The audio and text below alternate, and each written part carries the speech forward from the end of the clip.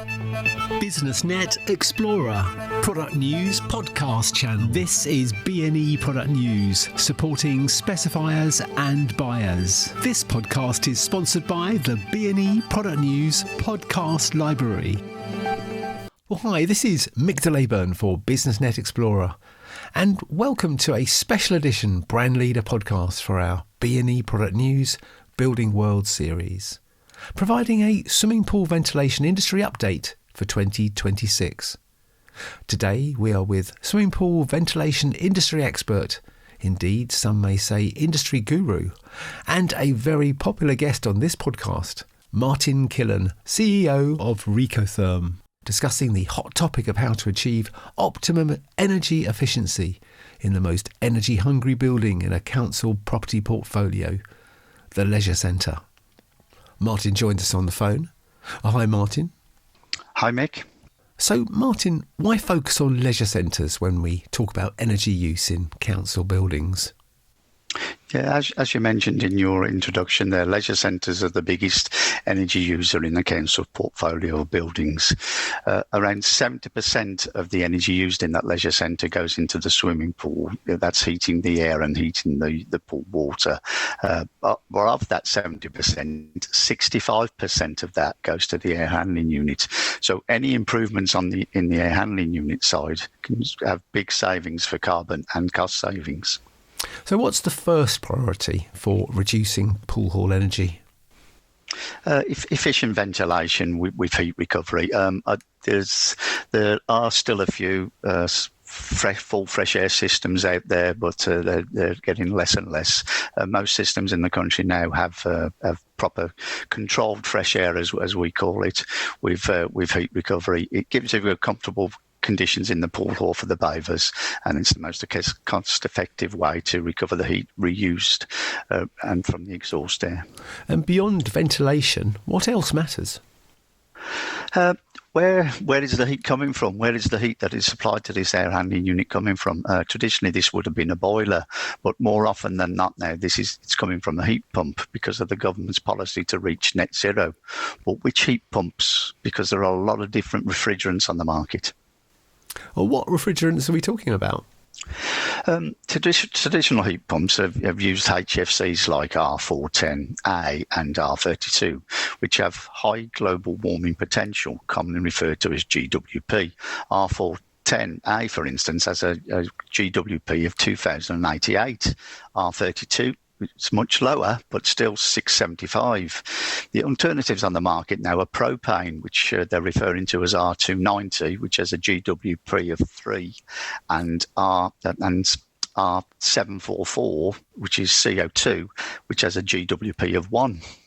And why are propane and CO2 popular choices for replacing boiler systems, would you say? It's this GWP. What you're going to do, you're going to avoid future regulatory risks tied to high GWP refrigerants. You don't know if the government is going to change its mind and suddenly decide that you can't use the refrigerants, and you may have to change your heat pump or something like that. Obviously, if you've got a GWP of 3 or 1, you should be safe.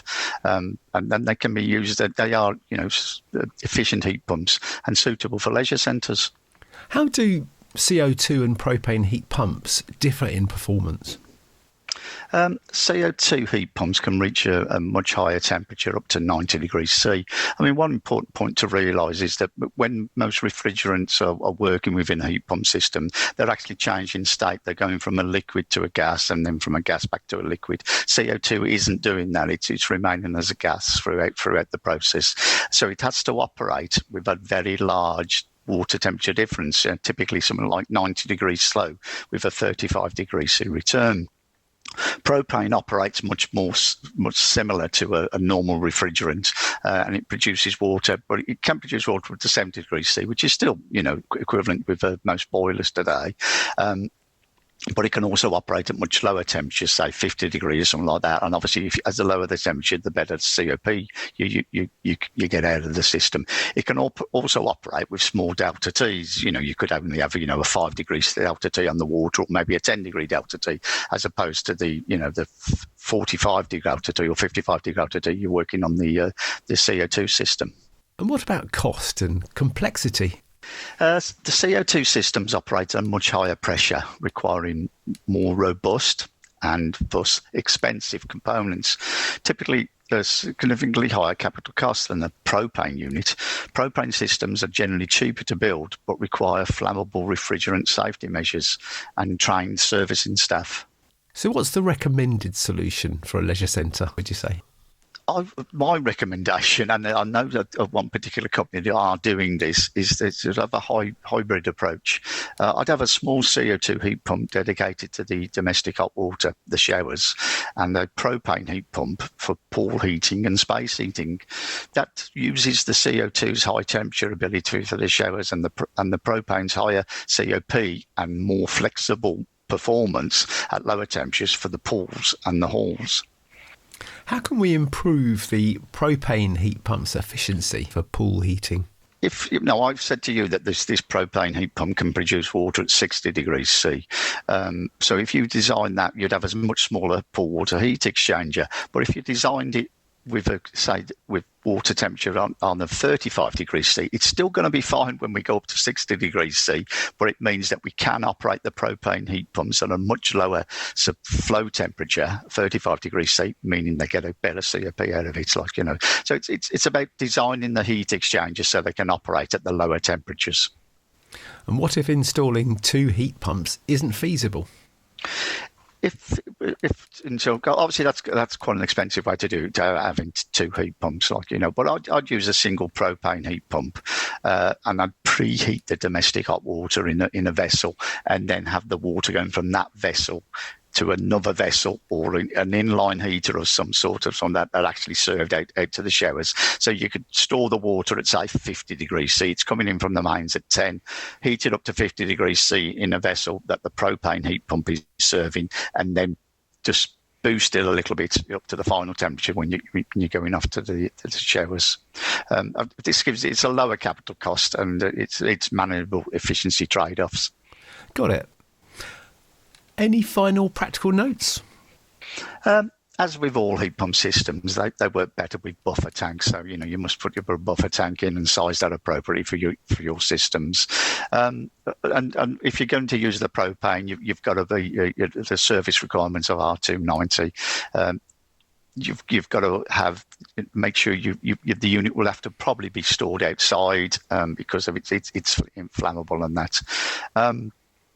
I would also use Weber compensation for the pool water heating and the air temperature, so that the system can operate at a much lower temperature in the summer, giving you a greater COP and obviously the savings in energy efficiency. Brilliant. Well, thank you, Martin, for joining us today for this swimming pool ventilation industry update for 2026. As always, very enlightening content, showcasing Recotherm's unique abilities in finding creative solutions to overcome industry challenges, this time exploring how to best optimise energy efficiency in the leisure centre pool hall, helping councils to meet the tough sustainable targets for their property portfolios. Thank you, Mick. For more information or to discuss your project with a member of the Recotherm team, head for recotherm.co.uk. Well, thank you for joining us for this latest edition of the BNE Product News podcast. And please, stay safe. Follow us on Twitter at BNE Product News to keep updated on our latest product news podcast releases, and visit us at BusinessNetExplorer.com to find more product news and information for specifiers and buyers in the construction and building services and associated manufacturing and energy sectors.